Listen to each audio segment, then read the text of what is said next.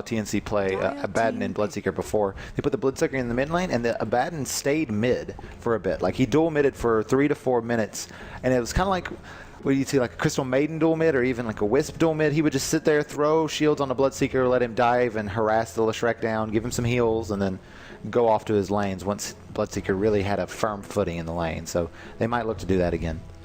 I'm curious to see what TnC is going to go for here. This Abaddon, of course, already pretty solid. They had Nature's Prophet yesterday in a likewise draft, not exactly the same, but well banned out by G-Guard, did their homework. Which hero are we looking forward to seeing on TnC side? I really want to see a Meepo, but I don't think this is the game for it. They will do it. They actually play support Meepo. It's a thing. Against Lina, I'm not sure if that's the best idea. This is true. Hey, that's what I wanted to see, not what I thought we would see. Lone Druid coming out of Now, they did this yesterday as well. They won their Lone Druid game, actually. They had a bit of a different lineup, but definitely, so far, the only team that I've seen pick it up. Now, is this a support Leshrac with a core Lina, or a support Lina with a core Leshrac? Be a support Lina. So yesterday it was Lina played by Yamate. In the same type of draft. With a support Leshrac? With the supports in that case were Witch Doctor and Undying. Yeah, I think with the Leshrac it's more likely to be the core Leshrac, and unless they change their mind because of the Bloodseeker matchup, but we'll kind of see. I think G-Guard really interesting because they've been running a lot of unconventional offlaners for Ben. He's played Lone Druid, he did a Lina off lane. He's really been put on these different kinds of heroes, which shows they are pretty flexible with their picks. Yeah, I like seeing that a lot, actually. Yeah. It'll be interesting to see how this goes in. And Bristleback is the final pickup for Sam H, which is kind of weird because we usually see Sam H on heroes like Nature's Prophet or other heroes that are really active, leave the lane early. And Bristleback, not quite that type of hero. He probably will TP in to fight early, but not quite as early as Yeah, well, we talked about all the burst damage that G-Guard can put out, and they have picked up a super tanky lineup. And Queen of Pain, the one outlier on the front, but not very susceptible to burst kind of team. No. So based on draft, who are we favoring? I like this TnC draft. I'm not really that sold on the Lone Druid. He doesn't feel particularly strong to me on this patch. The few games I've seen have not really gone so well. I did not catch the game that they played the other day. I'm living in the past. I like what TnC have done. They've got two very tanky cores in Bristle and Bloodseeker, and I think it matches up well against the kind of glass cannon type lineup G-Guard have. And G-Guard really need to do on the laning stage, I think, to have a chance in the mid game. Yeah. No doubt. With that, it's time to go into our first game of TnC versus G-Guard. K-Baptosis and Sayori, take it away. Alrighty here. TnC on the Radiant side, they will move aggressive through the top lane. 5-man squad ready to rock and roll and perhaps look for some early skirmishing here. Not a huge amount of wards to put down. The Queen of Pain is carrying them for now. She's got 4 wards. Never mind. A few more than I would have thought. Goodness. Yeah, I think they're both aware that this Bristleback is going to be the issue. Or the weakest lane for them is TnC, so they want to make sure that they put down some good wards here and see what they can do. Yep.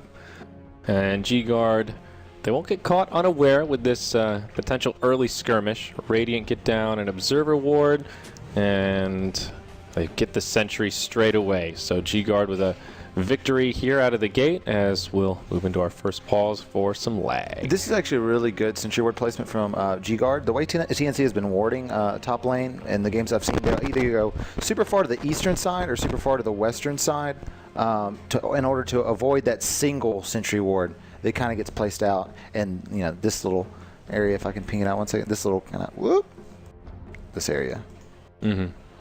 So by putting it too far to the east, that is usually what they do, try to get out of that radius, but G-Guard is smart enough to throw 1 Sentry on the eastern side, and they know if that doesn't catch anything, it's probably over here on the western side, up closer to the tower. They've actually even warded here before. There we go, right there, which is a very interesting ward spot, but it worked out really well for them because it got through 2 Sentry wards without dying, so good placement, good placement. Yep. I'm not sure how I feel about the support Leshrac for G-Guard. It works well with the Shadow Demon, but with how tanky TnC's lineup is, the sustain really isn't there for G-Guard. Yeah. And they're pretty paper except for the Lone Druid. Exactly. This is a super aggressive support duo, and they basically need to find kills for this to really work out well. Farming in the jungle, they can make some use of it, but against this tanky lineup, that seems a little bit tricky, and they just don't have any kind of reset tool. Like you mentioned, no Dazzle, no Witch Doctor, nobody that can come in, TP to a lane, and really save someone if they get dove on by a Quap or a Bristle. And with Earthshaker and Abaddon as your support duo, it's going to be very hard for them to find these early game pickoffs, which their lineup is basically going to be relying on. Yeah, especially that Abaddon. I look at this game and it just feels like really almost a perfect pick here. Quite a few stuns that he can cleanse off with the Aphotic Shield, and certainly that Mist Coil will put out a fair bit of healing. So it appears the Lone Druid will be headed to the off lane, and I'm really curious what the Lone Druid will get done here. I'm still trying to figure out the value of that pick in this particular matchup. It doesn't really seem to fit in. Instead, they've got some pushing power. Yeah, I just don't see the synergy. I think they looked at themselves and said, okay, we have decent push with the Leshrac, but he's a support, so he's going to have a hard time getting points up in Edict, so we need a little bit of push. We need a little bit of tankiness, and we need someone who can do well in his lane. And Lone Druid usually does pretty well in his lane, so I think that's probably the best decision. Uh-oh. Well, it's as simple as turning off your voice volume. Just go ahead and mute us there, Winter. That should fix all of your woes. If you can hear us, Winter. That is a really obnoxious bug, though. It really is. That is one of the worst bugs we've had in competitive Dota in a while, where you randomly reconnect and sometimes you... I don't know, I guess those packets get confused. They don't know where they're going. Tee-hee, here we go. All right, Bloodseeker. You know, I'm glad somebody is actually playing Bloodseeker. I feel like this is a hero that has really been forgotten about and is very, very potent, especially against a lot of these kind of tanky magical cores like being on the rise. Yeah, we keep seeing these heroes that kind of come out of nowhere that just get buffed and buffed and buffed and buffed to the point where they got to be good at some point. And Bloodseeker is definitely one of those heroes. He got reworked completely recently, but he's had some buffs as well, and I think his current setup with Thirst is very strong. So Yamate will take the Lina, will indeed be a core here in the mid lane. And this Abaddon will be sitting around mid like I suggested he might be. Good call on that one. Earthshaker right now, he's just hanging out in the well. He's already had to walk back. I guess he blocked for the top lane to get a little Creepolibrium. And didn't have any clarities. No clarities still. He could have picked up a couple, but he'll just hang on to his gold for now. Interesting rotation from him, but does get the Bristleback off to a good start. In general, I'm really agreeing with Synderen these days that the offlane Bristle feels a bit underwhelming compared to when he is either mid or more of a driver's seat in the safe lane, but in this matchup, I think it works pretty well because we've talked a lot about the burst damage, but they just need a beefcake in the front line. With the Abaddon to back him up, I feel like they don't need him to have that S&Y kind of driver's seat role. I feel like he's a good hero, maybe a bad lane, and it's not really a Sam H hero, but I think it works well enough in the lineup that I think it'll be okay. I think there are probably some better pickups, but it won't hurt them, I don't think, to go with the Bristleback. Yeah. And they have quite a few low armor heroes on the side of G-Guard, at least in the early stage, so that is something else to keep in mind. All those spellcasters, not really known for their ability to take physical damage. It's just the amount of sustain you can get in lane with the Blood Rage is just insane. Yep. Suddenly 2 less hits and you're back up to full. It's quite nice. A hard guy to lane against, especially against Alina. So, safe lane for TnC. We've got a Queen of Pain, and there will be a Earthshaker backing her up. We've seen a surprising amount of safe lane Queen of Pains in this qualifier. You know what I'm expecting to see now? I was talking about how it's kind of not a Sam H hero to see Bristleback. Sam H is more of a roaming hero. He likes to TP lanes early, be involved with fights really quick, and that's not really Bristleback's forte. But I think what we'll see instead is a lot of supports roaming up to Sam H's lane instead, because we have Noji, the Quap. She is much more uniquely available to be able to help other lanes. So I think we'll see instead of Sam H TPing to his carry's lane, it'll be more of Noji TPing to Sam H's lane to get some stuff done early. Yeah. Lone Druid not really farming too well in the off lane here. 4 and 2, about equal with the Bristleback. We'll see the Quap get a little more aggressive, throw out a Shadow Strike rather, and look at this build that she's gone for against the LD. 2 points in the Shadow Strike early on. We'll probably start putting points in the Scream for a 2-1-2. But a great way to harass the Druid, and you see how much damage it does to him just when she can poke forward and give him the dagger. Yep. And T's doing a pretty good job in this middle lane. Yamate is doing all right, but T getting a lot of denies off on. Oh, Blood Right coming out. Will connect onto Yamate. They will dive this. Absolutely. He's already got the Aphotic Shield on. Decent damage, and now they will back off. But great harassment. But the rotations are here. They'll set it up with the Shadow Demon. Follow up LSA as well as the Splitter. Can they bring down the Abaddon? Yes, they can. That's a first blood, but Teehee will get a counter kill on the Lesh. 1 for 1. It is Ling on the Leshrac that gets the first blood bonus gold. So it does indeed go to a support. Really heads up play by G-Guard being ready to go. Because this is normally what happens. Teehee will get like three levels, 4 levels, and just dive the enemy mid with that Abaddon and Aphotic Shield, and G-Guard was ready for it. Even though TnC doesn't get the first blood, I feel like that's still a pretty decent trade. It's not bad. Yeah, the Bloodseeker gets credit for the kill, and he was solo when that happened, so he gets a solo kill. He's now almost level 5, and the Lina, she should be a little bit behind. Oh, wow, no, she's level 5. I take that back, but set up into the Blood Right. She is in trouble. LSA will be off the mark. Still manages to get it off. That's something. Dragon Slave, oh my, the Abaddon can't quite get there in time to heal the Bloodseeker. Minor misplay there from this Radiant side, and now he'll be on the run. Winter inbound, trying to bring him down. The Bear, body blocks coming out of plenty. Beautifully done. The Abaddon forced to the side, and now they should be able to set up this kill. Lightning Storm makes it easy as Winter gets credit for that one. 3-1 as G-Guard pull ahead. G-Guard's been doing their research. They know how aggressive TnC like to be, and they're doing a fantastic job. Ready to go with TPs, ready to go with early rotations to turn those really aggressive plays back onto TnC. So, nice play here. Yeah, very nicely done. I feel like TnC could have handled that a little bit better, though. The Bloodseeker got low. He tried to juke into the tree line, and you can understand why he wanted to get into fog, but unfortunately it got him too far away from his Abaddon. That's kind of the situation you get in with Bloodseeker, is you tend to be a little over-aggressive at low health, because you know if you can get the quick hero kill, then all of a sudden you can turn... It's kind of like being a Bane when you go to gank, right? You're not that worried if you're down to 100 health, because if you know you can get that clutch brain sap off, it changes the momentum so much, because the net change is massive. Yeah. You kill a hero, and suddenly you have 200 more, 300 more HP from the heal, and then you can go and sometimes get a double kill. Yeah, so, that's a great point. That's something that's often overlooked. I was going to say underlooked. Overlooked is that net change, not just the raw damage, but how much Bloodseeker actually heals based off that damage he does. So. Exactly. So you normally will still go for those plays when you're that low on Bloodseeker, but it makes it relatively easy for the Lina to just, Dragon Slave and one right click, killing you down. So high risk, high reward hero. Up top, Bristleback, almost in some trouble, but Lesh will go for the stun first, split Earthly off the mark, and Sam here will survive. Looks like both safe laners farming pretty evenly. The Gyrocopter and the Queen of Pain hovering around 30 CS for now. Mid lane moving in favor of Teehee, putting a lot of pressure onto Yamate. Connects with the Blood Right yet again, and this time he'll dive the tower. This should be an easy kill for the Bloodseeker. Takes Laguna to the face, but not enough to bring him down, as Abaddon can just heal him right back up. So things getting a little more lopsided here in the mid lane, and Ben will rotate over, try and absorb some of this XP and get some extra last hits, but I feel like a lone druid that's this underfarmed is quickly going to become a liability for G-Guard. He's only got about 8 CS right now. That's as much as the Earthshaker for a point of reference. Yeah, I expected him to do a lot better, but the Earthshaker was doing a really good job keeping that creep equilibrium far back, and Noji just being very aggressive, putting 2 points in the Shadow Strike early just to zone him back really fast, is making Ben starred for both levels and farm. So Queen of Pain, hold that thought, is up top. Bristleback will go down, call down, sets it up. He gets the kill on the Shadow Demon before it starts though, so he gets a solo kill before dying. All things considered, not bad for an offlaner in that scenario. Now right back to the mid lane, we'll see some more aggression. Ben gets stunned by the fissure. Teehee coming in, but the lone druid just a bit too far back. And Abaddon will get that last hit with a miscoil, so that's pretty good for him because he was pretty poor.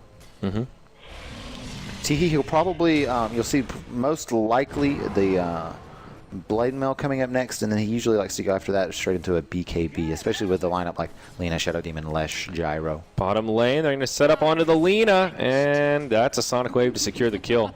Nice rotation here from TnC, set it up with the Fissure on 7, and Yamate now in a world of hurt. You look at his net worth, and it's down to 2.3K.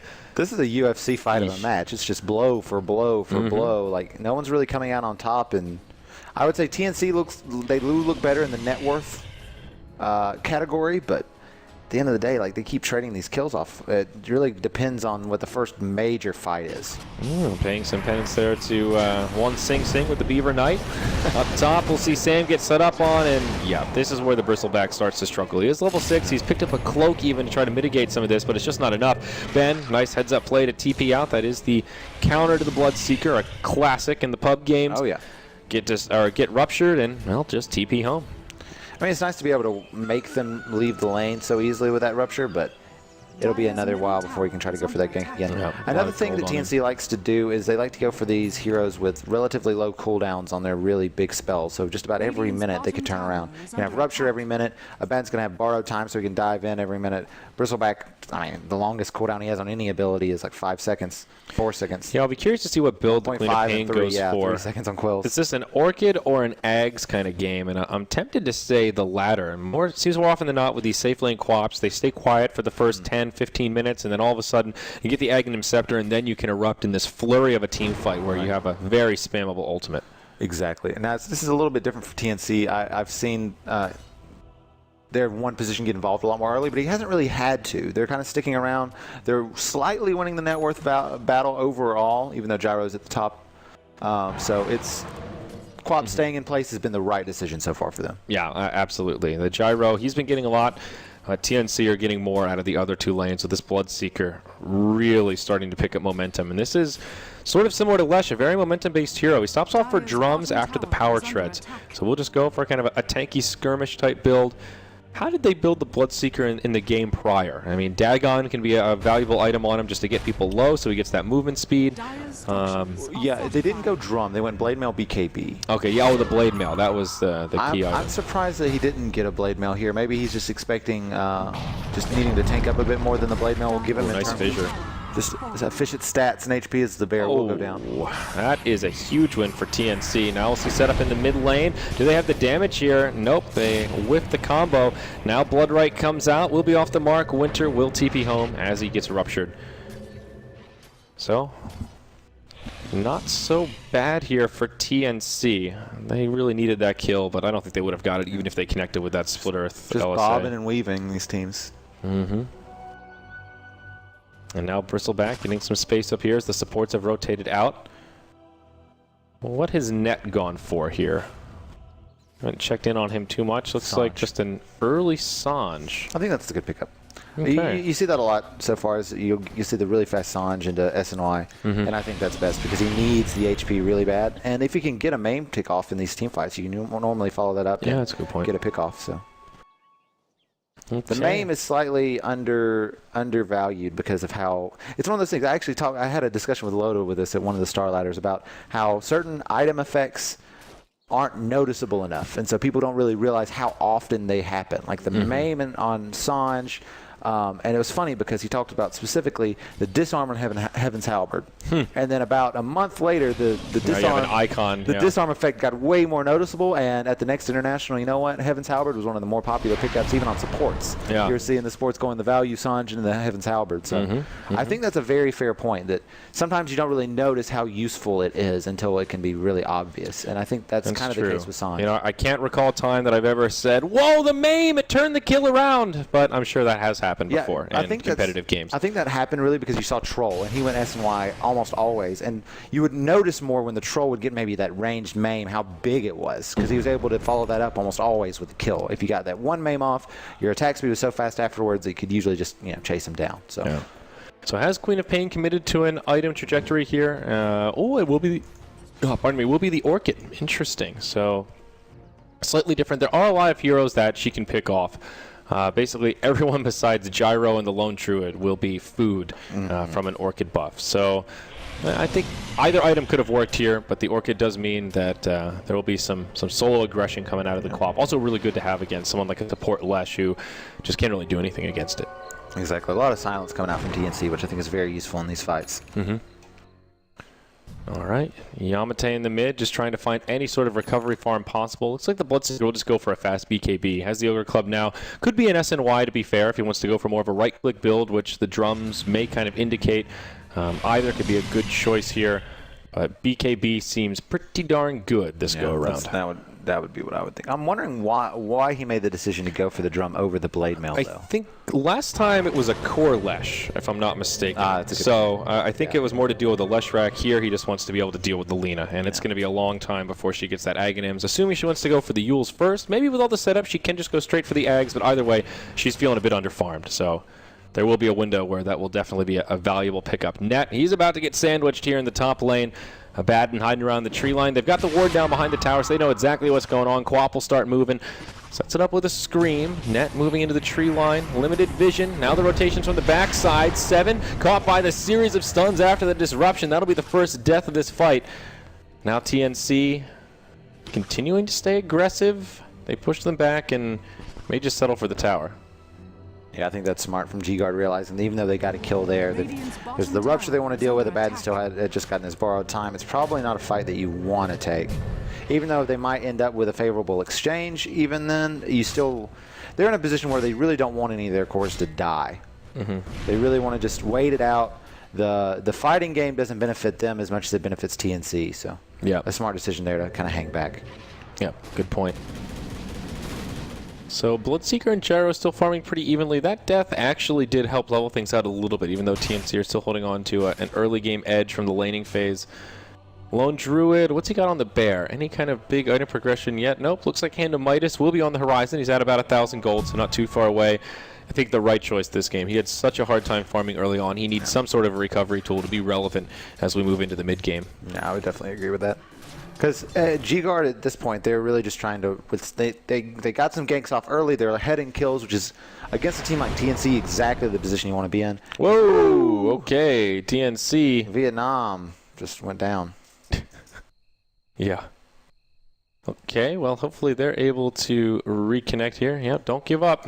Keep on trying. Go kick that router. That's unfortunate. Yeah, we've seen a couple of these just mass DCs. Yeah. Which are always unfortunate. But it is a sign that teams are playing together in either a team house, LAN cafe, what have you, and that is good to see, though. I don't know why I was thinking TnC was Vietnamese. They're Filipino. Excuse me. You know, I didn't know that well. I wasn't going to correct you, but I feel like I would have heard if they were a Vietnamese team. I feel like Pew would have messaged me. That's the Vietnamese caster, by the way. I think I heard that just like as an aside, and I thought they were talking about TnC, but we're not talking about TnC. Oh, yeah. Well. The Viet casters are crazy, man. They're hardcore. Crazy in a good way, mind you. Oh, yeah. They go ham. So Mech coming out on the Bristleback, another great item for this kind of style that TnC's been playing. Nice and aggressive in your face. They've already started the kind of 5-man rotations, so that'll make things a little easier. Looks like they'll be able to reconnect without any trouble, and we'll resume nice and quickly here. Yeah, always a sigh of relief when that's the case. Smoke rotation up top behind the Bristleback. See what they can find here.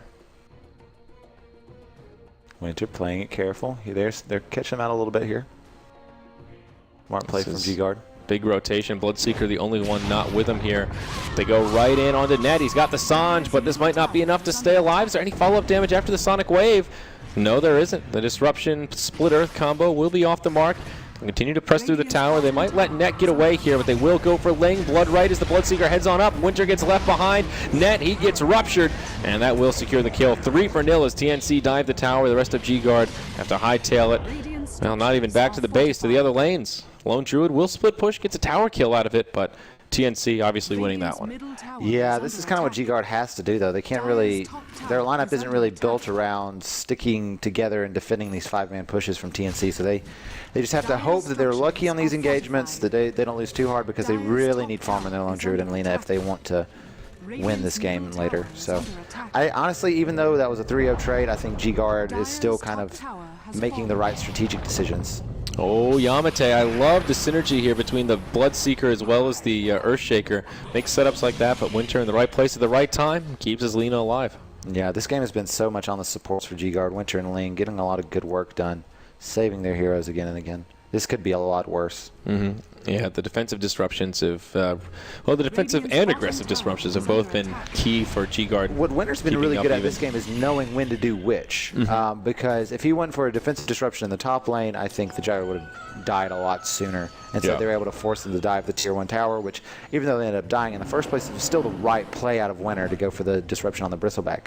Yeah. So TnC, they need to address this Lone Druid a little bit. They shut him down in lane very well. He now has the Midas, so he will start to recover. In the meanwhile, they will go for Yamate. Rather speedy at the moment, and they won't be able to close the gap. No point in the sticky nasal goo there. Viscous nasal goo, rather. And sticky, viscous. Same thing. I mean, not exactly the same thing. Almost. More or less the same thing. Either way, the goo not leveled up, so no way Yamate is going down. They're also hasted up, so wouldn't have made a difference. T-Heat takes a series of stuns. Couple of auto attacks, but no Laguna deployed. Yule's Scepter, though, is on the way for Ms. Inverse. Steps in the right direction. Yeah, it's a good de-engagement tool. If the Bloodseeker runs at you, just, Yules them. Their Shagbark is named Ling. I like that. No. Oh, Quap. Very close to the Orchid. Yep, has both Oblivion stats, about 400 gold in the bank. Meanwhile, in the mid, TnC will pressure this tier 1 tower. Glyph comes out, and we'll just delay the inevitable here. Looks like G-Guard will just let this one go down. G-Guard really has to be careful here. For the next 10 minutes, TnC's really at their power peak. And so they're going to have to be careful about the engagements they take, because if they make some wrong choices, if they get ran over in the next 5-10 minutes, they could well lose this game relatively quickly. Even though it's pretty even on net worth, this is still TnC with a much better timing. Yes, this is where they're getting to the peak of their power curve a bit. Blood right, not going to connect on anyone, but Teehee diving the base pretty hard here. Finishes off the Leshrac, turns around and drops the Shadow Demon. I mean, like you were just pointing out, this is 17 minutes in, and they're happily diving a tier 3 tower with basically no consequences. I think he took a tier 4 shot. Yep. It's ridiculous, actually. And they get a 2-0 out of it, and now this tier 2 in the mid will be going down. They have a glyph, but they won't even use it. I really think they just have to decide that either Net or Ben just has to start being involved in these fights. They can't. That's the second time that's happened. They can't keep trying to defend towers 3v5 because the Bloodseeker will just run you down and kill you in your own fountain. At least Ben is split pushing though. He will get a tier 2 tower in the bottom lane. Yeah, so this is good, but I think they need to leave Ben doing this. But I think Net needs to be helping out a little bit more in fights. Well, okay, gets killed by the Dire. That is a minor victory for TnC. At least not giving the last hit to the lone Druid, minimizing some of his efficiency. Is there anything on the actual Druid himself in terms of items? No, but he does have 1,400 gold, so I'm kind of curious what build he'll go for here. The amount of pushing he's done, something like that Maelstrom sort of split push build may be the way to do it. Radiance could be an option, but I think the way this game is going, he needs some items that'll give him a boost in the here and now. And it will be a Sandranyasha for Teehee going away from the BKB. Okay. He wants to be real fast. Yeah, going for that right-click style. All right. And Orchid should be right around the corner. It may even be on the courier as things get delivered here. Yep, Archie blows. TnC feeling good right now. They need to keep this aggression up, though, for sure. Utilize all these new item pickups they've found. And continue putting pressure on. BKB coming out soon for Net, but still has some farming to do. Yeah. I think as soon as he gets to the BKB, he needs to start getting involved in all of these fights. Yep, I would say even maybe before the BKB if TnC turn up the heat even sooner. I don't think he has time. I think if there's another one of these 5-man dives, he has to TP in and throw that call down. He should have level 2 of call down, almost certainly. Yeah, so. He does. And how many points does he have in the Rocket? I feel like that could be a decent tool to try and deal with the Bloodseeker. Only a singleton point, still has the value point, but without a BKB, that's something that can at least stop the Bloodseeker when he's diving tier 4s and G-Guard can't even give you a defend moment. This will be a free tier 2 tower. They will split push the top and pressure the tier 1, but TnC should be pretty happy with that trade. About halfway to a Blink Dagger here on the Earthshaker, so 7. Also feeling the benefits of all these early tower kills. Only one outer tower remains, this lone tier 2 in the top lane. Who needs specific pushing heroes when you can just group up and right-click? Yeah. That's the funny thing. Just stare at them like I dare you to you look at the TnC lineup and you don't go, well, they're going to knock down all the towers by 20 minutes. That's a great pushing lineup, but given that G-Guard can't fight, it ends up being a good sieging roster. And now they just move right into Roche. All that minus armor makes it nice and easy, and they'll grab an Aegis of the Immortal, probably on the Bloodseeker. This is G-Guard. I think is just playing this way too passively at this point. I agree that they should be split pushing. That's really all they can do because they don't have a great. They can't really counter their 5-man with their own 5-man. But man, giving up the tier 2 into the Roshan completely uncontested on both accounts hurts. Yeah, this is rocky. So what's the play for TnC here? I'm pretty sure they'll just stay grouped up as 5. They're just going to group up. They might not even go for that tier 2 up top and just go straight for the high ground. Feels a little bit risky, but I think they want to go for it here. T's already got 2,000 more gold. We'll see what he decides to go for next. I think now is probably the time for the BKB. Yeah. And I feel like this game is a good example of sort of what I was talking about in the draft with Lone Druid. I'm not totally sold on him on this patch.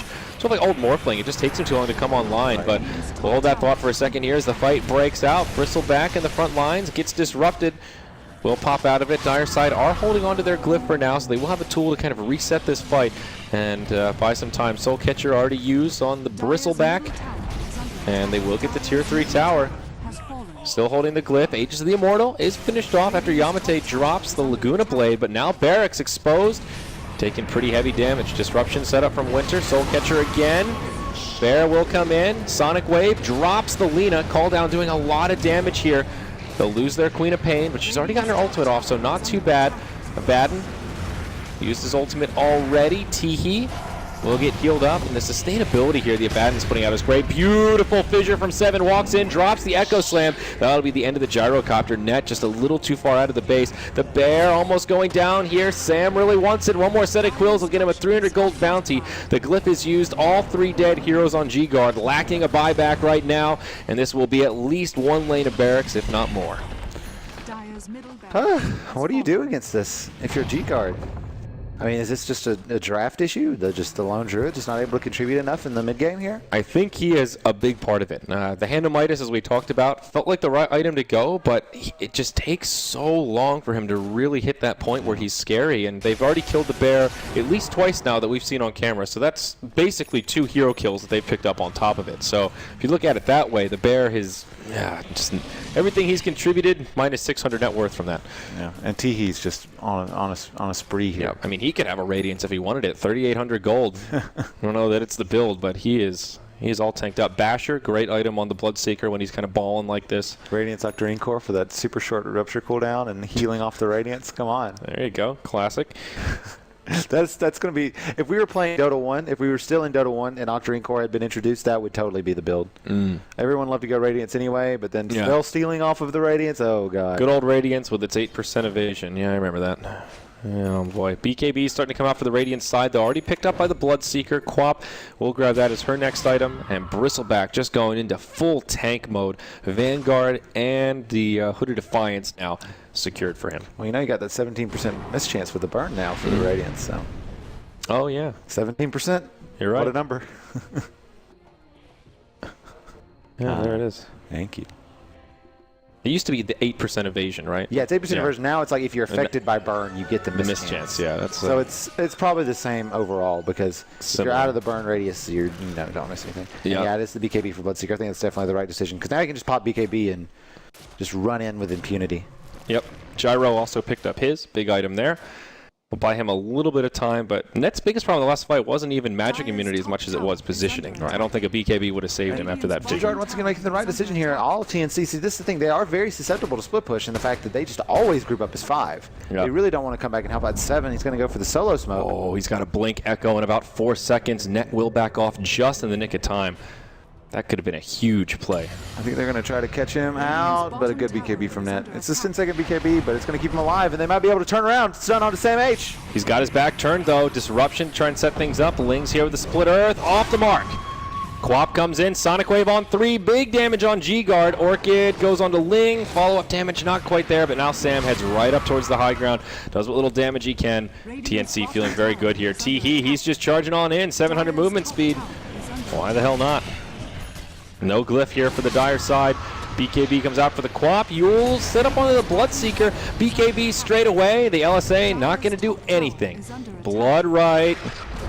Connects on 2. And G-Guard just hanging out in the well. They're taking a bath while their barracks are getting killed. We call down anything to see if this will be enough damage to turn the fight. It doesn't look so. Silence out onto Net. They're going to chase down, try to get AU, the offensive disruption. Oh, and a big Echo Slam. Slam jam, thank you, ma'am, says the Earthshaker as 7 goes in. Sets of kills on Shadow Demon as well as the Leshrac. Laguna Blade finishes off the wicked 6 streak from the Bloodseeker, but the rest of the fight just disastrous for this Dire side. They'll lose the Gyro. He will buy back. Yamate just barely lives as he limps back to the well, and now they go right back for the structure. Still a long ways off for this glyph to refresh. Melee barracks down, and they'll be able to clear out the ranged also. Buyback available on the lone druid, but yeah. Does have a Spirit Bear summon also. The only real thing that G-Guard can take away is they took down Teehee, the Bloodseeker, and probably got a good amount of gold from that, but at the end of the day, losing a Rax at 25 minutes in, after you've already lost one of your Racks in the mid lane, it's not looking good, and we can see that difference in team net worth.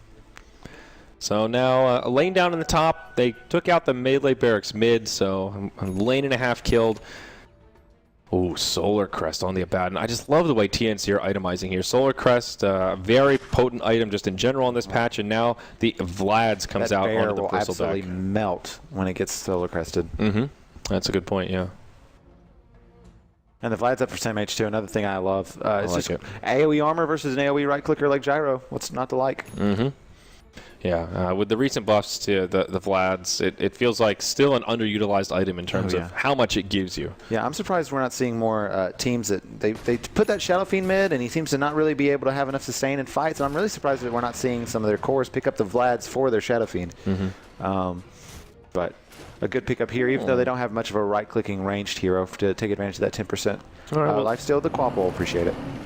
Okay, Radiance on the way for the Lone Druid, so... That is not the item, I don't think. Yeah, I kind of brought that up as, well, Lone Druids like to get Radiance, but I don't think this is the game for it, and I'm really surprised that he went for it here. I think they want to be able to split push, but you've already lost 3 racks. You want to be able to fight now with the bear. That's the thing. This game is almost over at this point, and it just feels like at this stage of the game, BKBs are already out. The Radiance burn is past the window where supports are just going to die to it. The Earthshaker is going to sit far back, blinking an Echo. This is rough. Here we go. 7 hops in, sets things up with a Fissure. Queen of Pain drops the ulti, finishes off the Lesh straight away. BKB used by TC. Yamate drops the Laguna, but is it enough to bring him down? He's getting low. The Lone Druid trying to fight him, but he's barely surviving. The Abaddon, the mech, Teehee is still alive. Yamate in the grave, and Ben getting low. There's the Echo Slam from 7. He holds on to it and sets up a double kill for himself. Ends with a triple as he finishes off the Gyro. A 5-0 trade. The hero of the game, TC on the Bloodseeker. The Abaddon, though, making all the difference in that final fight, keeping him alive when he was pretty close to death. Just enough? Wow. TNC just bludgeoning down. That game looked so close for so long, and like I said, they just hit that power peak, and TNC realized it, and they're like, their Lone Druid isn't online yet, their Gyrocopter just got his BKB, doesn't really have any other damage items, we're just going to run at them. And it was enough. That was just crisp execution. They